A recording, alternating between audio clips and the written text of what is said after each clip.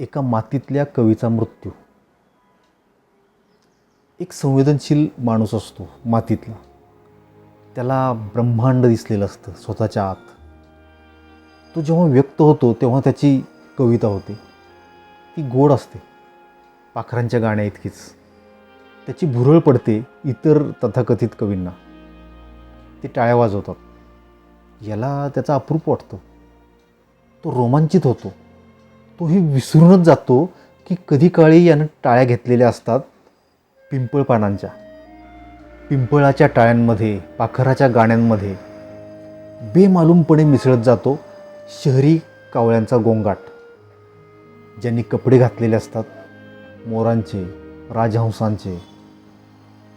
छान लिहितोस, मस्त लिहितोस, तू हे वाचलंस का, तू ते वाचलंस का, वगैरे वगैरे. ती विसरत नाहीत कधीच कौतुकाच्या रॅपरमधून कॉम्प्लेक्स द्यायला. मग हा आपला वाचतोय, हे वाचतोय, ते वाचतोय. ते म्हणतात किती उंच आहेस तू. याला कळतं आपण एवढेच उंच आहोत. तो वाचतच राहतो, उंची मोजत राहतो.